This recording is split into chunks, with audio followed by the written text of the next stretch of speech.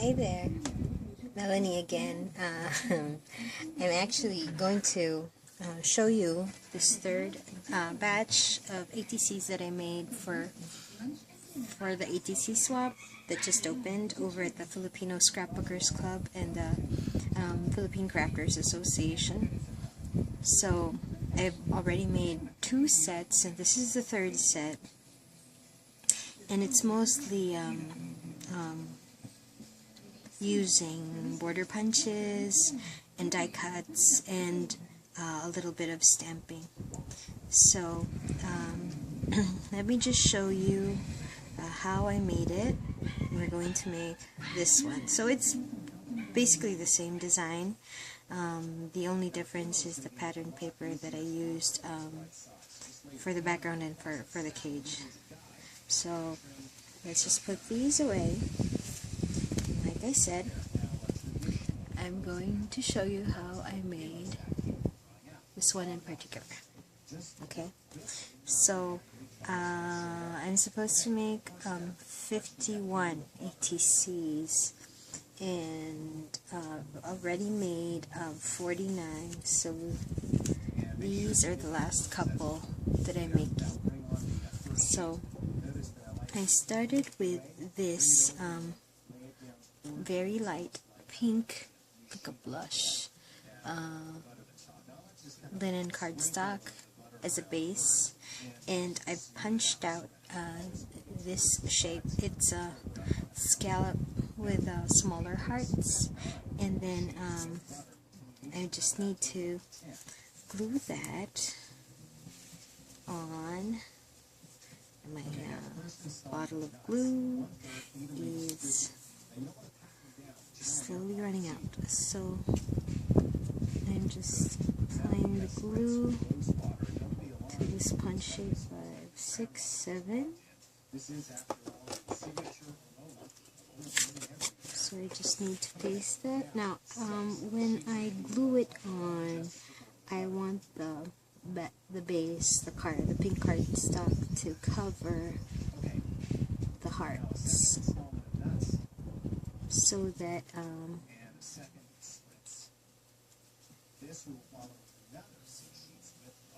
when you flip it over, okay, those heart-shaped holes become pink hearts. Okay. So I got that glued on. Just need to cut that.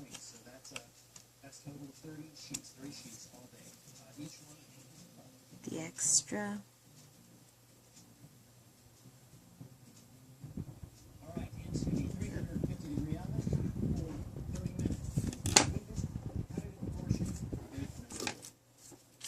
Now I need to glue on this background paper. So this is supposed to go here. But before I do that, I actually need to cut down the base, because when I stuck the punched out shape for the bottom border, it's supposed to be 3.5 inches in height. It's gone over that, so I just need to cut a little bit off the excess. I'm gonna use this guillotine cutter. Okay. So with that border punch, it should be at 3.5. Okay. So I'm going to cut.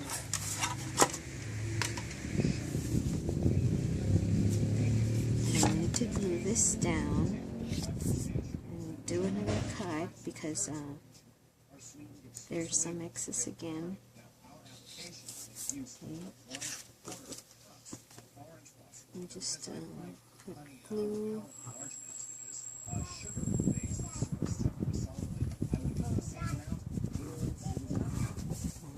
Edge in the center.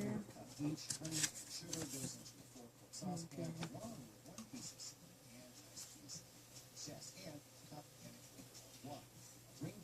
then glue that down.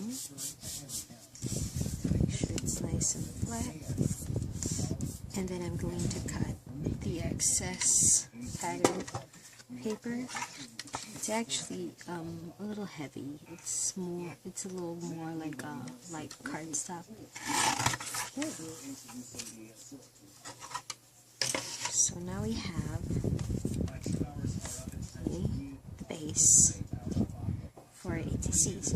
So the next thing we need to do is to glue down the bird cages. Now these bird cages I've cut with my Big Shot. Let me just grab it.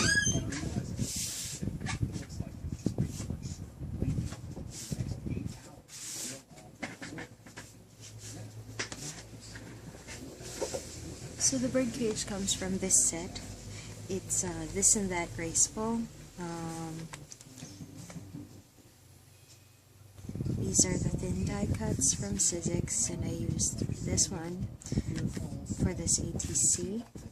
So I've already cut that down. I just need to stick them down onto these. So let's just grab some glue. And you don't need to put too much for it to stick down. And I actually don't put the glue everywhere.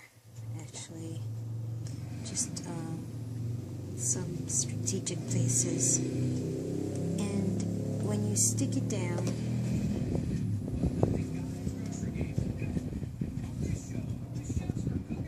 it might even when you press it down, the glue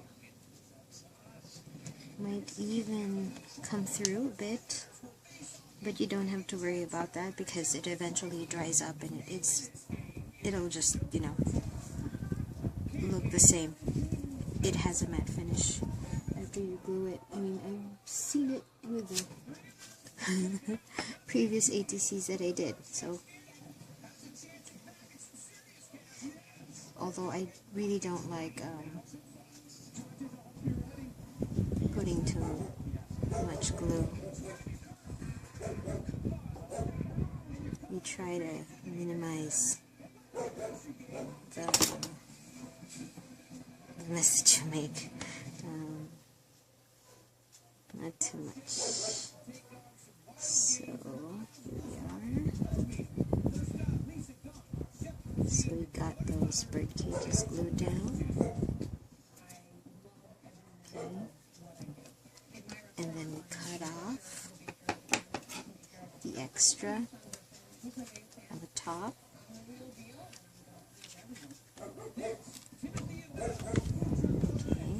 Okay. So the next thing we need to do is to stamp the sentiment. And if you look closely, so it says no bird soars too high if he soars with his own wings. And it's a quote from William Blake. So I am going to grab my, where is it, stamp. Oh, okay, here. And the ink that I use again is the VersaFine Onyx Black. It's just really nice. I mean, there's not a lot of detailing, but I do love it. I use it for stamping sentiments.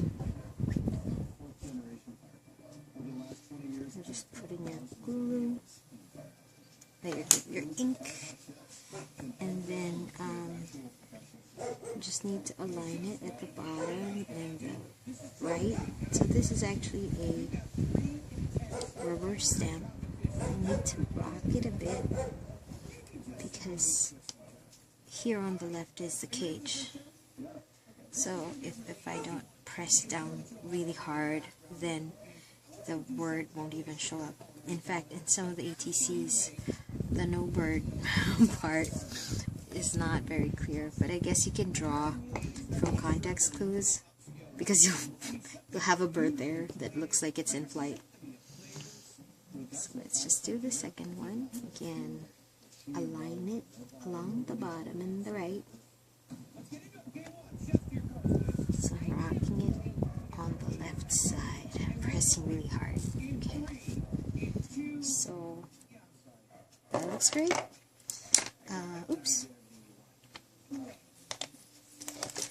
next thing, I have to wipe that. Got a little bit of ink on my table, and I want to clean it up before it dries up.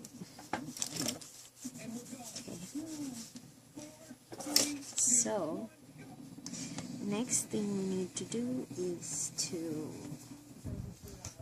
put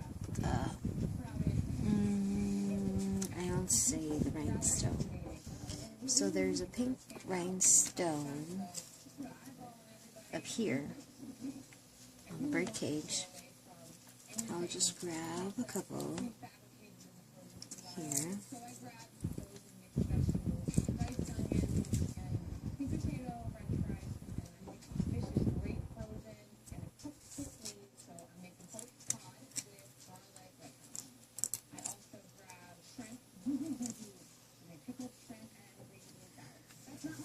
So make sure it's nice and centered on the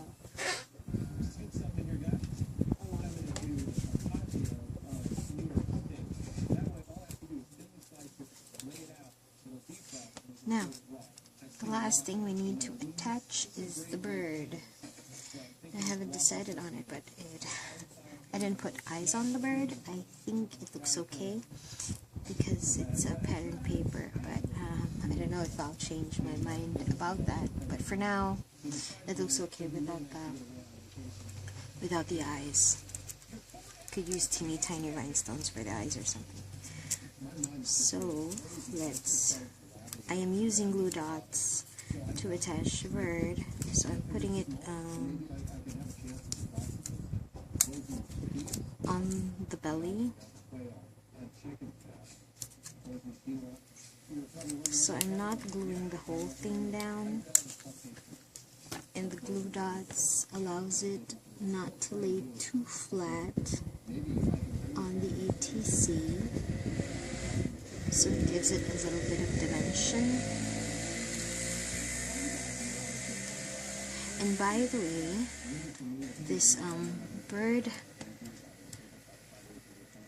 die cut is Quick Cuts die, which at the moment I cannot find, but it has perforations at the base of the wing, so you can actually fold it and make it look a little more dimensional.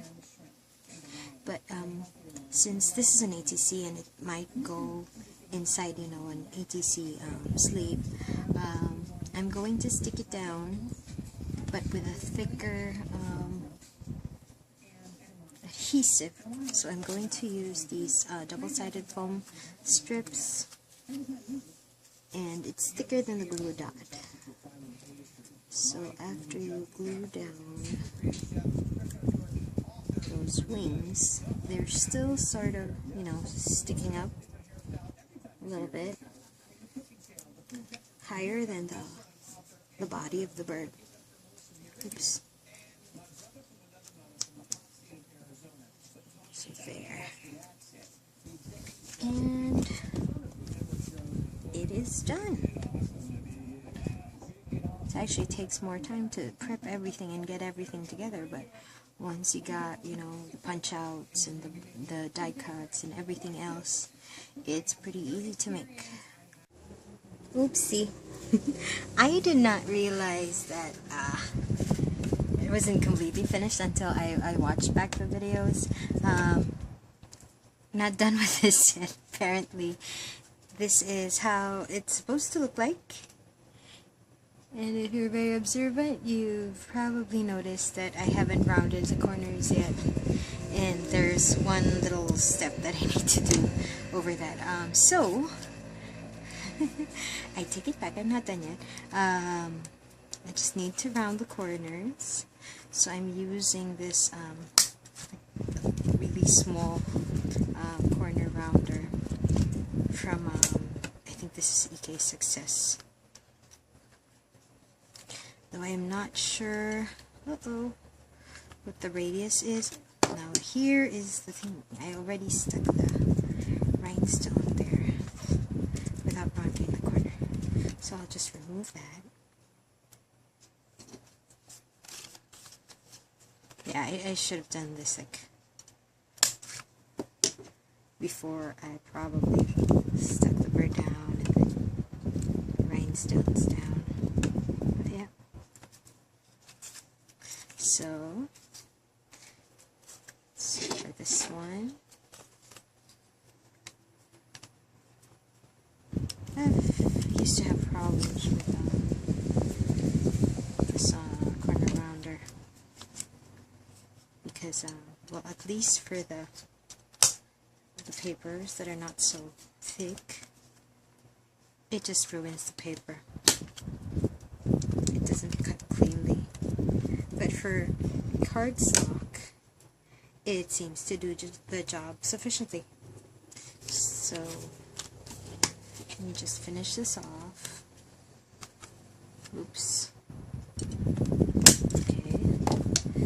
So those corners are teeny tiny, but now they're nice and round. Now that extra step I was telling you about is that I did a little bit of distressing on the edge. I don't know if it's very obvious here. Okay, so I took like a what do you call this? I would say emery board. I would say nail file. Okay, so it's like, you know, you can use sandpaper or an emery board or a plain nail file, and you just need to distress the edges with it. Doesn't have to be too much. So the papers seem to need that extra distressing. You look at the designs, it's edgy, it's distressed, so it's nice to distress it a bit, show off the white core. Don't need to do too much. I think that's enough. And also you can clean up the rounded corners if you have to. If your corner punch is acting up, just have to be careful where you really stuck down the bird. And to take it off, yeah, I did distress the tail part. Pretty much kept the bird's edges clean, so it's just the part that I'm distressing. Okay, so that is it. I think that I'm really done this time. And just to show you the other two ATCs that I made to complete the set. So this is the first, the second, and the third. Okay, so that's the complete set of ATCs that I will send to the host, and all the ladies who participate in the swap will be getting all of these three. That's it, and I'm done. Thanks for watching. Bye.